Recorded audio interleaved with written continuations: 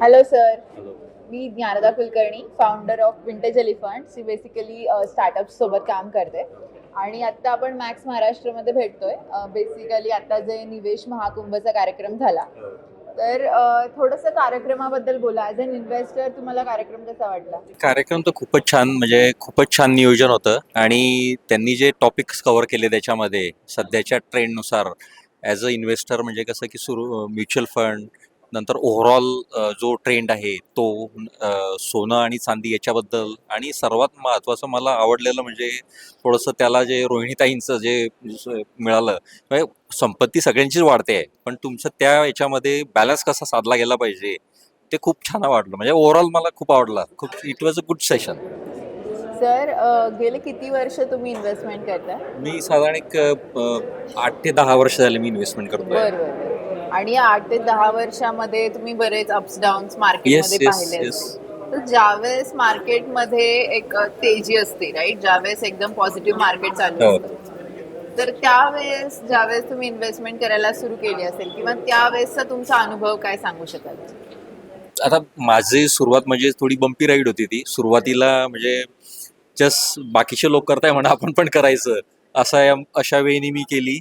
आणि मग बऱ्याच वेळा लॉस पण झाला त्याच्यामध्ये. पण मग नंतर मी माझे डिस्ट्रीब्युटर जे आहे निलेश महाजन, त्यांच्या थ्रू जेव्हा केली तेव्हा त्यांनी बरोबर मला त्याच्यामध्ये गाईड केलं आणि माझा बरोबर म्हणजे मला, आणि त्यातलं मग मी टेक्निकलिटी समजून घेतल्या. अच्छा. मग गेलेच 8 वर्षामध्ये किंवा 10 वर्षामध्ये तुमचे काय काय गोल्स होते, त्यातले किती गोल्स कम्प्लीट झाले? आणि ऑलमोस्ट म्हणजे माझे 3 गोल्स होते. तिन्ही गोल्स माझे बरोबर अचीव झालेले आहे आणि आय एम हॅपी. म्हणजे ज्या म्युच्युअल फंड सही आहे, खरोखर सही आहे. सर, ज्यावेळेस मार्केटमध्ये करेक्शन येते, राईट, ओके. त्यावेळेस तुम्ही मे बी तुमच्या ॲडवायझरला कॉन्टॅक्ट केला असेल, किंवा तुम्ही ज्यावेळेस त्यांच्याशी डिस्कस केलं, त्यावेळेस तुम्ही काय रिझन होतं की तुम्ही SIP तरी पण कंटिन्यू ठेवली?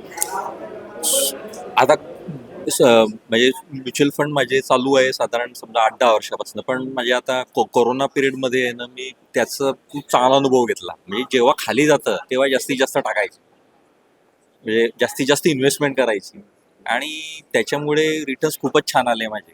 तर दॅट वॉज रिअली गुड. मग तुमची म्हणजे तुम्ही अशोर्ड होता की हे मार्केट आता खाली येस, गेलं तर येस. ते नक्कीच म्हणजे परत आपण बघतोय की बा ज्या पद्धतीने इंडियन इकॉनॉमी वाढते आहे, आणि I am really grateful to, म्हणजे आदित्य बिर्ला सनलाईफचे जे प्रोग्राम्स होत आहेत, मला त्यांचे नोटिफिकेशन्स येत असतात आणि मी ते रेग्युलरली अटेंड करत असतो.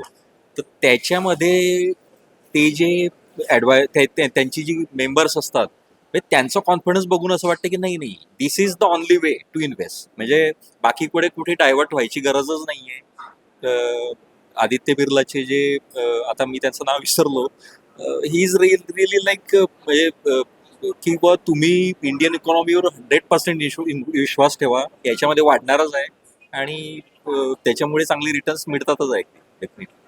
आता सर, पुढे तुमचे इन्व्हेस्टमेंट चालू आहे, तर हो. पुढच्या एक 10 वर्षाबद्दल तुम्ही काय सांगू शकाल, पर्सनली ॲज वेल आणि ॲज वेल इन्व्हेस्टमेंट रिलेटेड, की तुम्ही कशा प्रकारे तुमची पुढची जर्नी असेल?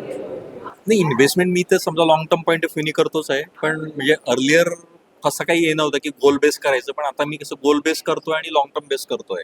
म्हणजे माझं सर्वात मेजर एम तर समजा रिटायरमेंटच आहे, आणि बाकीचे जे पण आहे, समजा मुलीचं शिक्षण, मुलीचं लग्न, हे पण आहे. तर ते खूप छान म्हणजे मॅनेज होत आहे, आणि I am happy with perfect. Sir, mutual fund. हेच महत्वाचं आहे की हेच डिस्कस करायचं होतं की तुमची आतापर्यंतची जर्नी कशी झाली, तुम्ही किती पॉझिटिव्हली पुढच्या फ्युचरकडे थ्रू इन्व्हेस्टमेंट बघताय.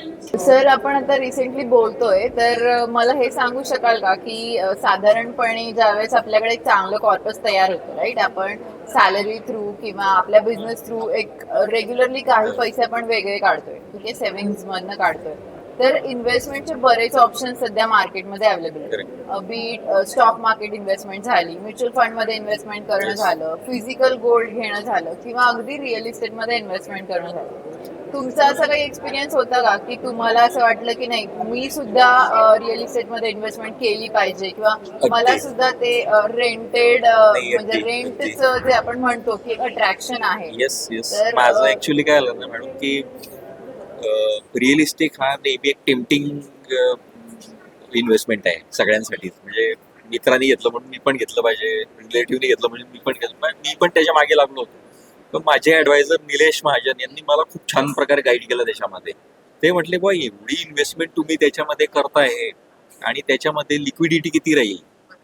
लिक्विडिटी इज म्हणजे काढताना लिक्विडिटी हा एक मेजर प्रश्न असतो. तू घेणारा घेऊन टाकतो, पण ते काढतानाचा खूप मोठा प्रॉब्लेम असतो काढताना.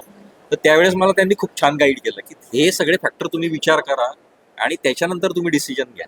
तर मग मी त्यावेळेस instead of going for real estate I wait for mutual fund in a very good way आणि that was a good decision. ते इन्व्हेस्टमेंट पण खूप छान वाढली आणि मला लिक्विडिटी आता या स्टेजला म्हणजे आय कॅन प्ले अराउंड. मला पाहिजे तेव्हा मी घेऊ शकतो. तर thanks to Nilesh for that. Thank you so much thank you. Sir.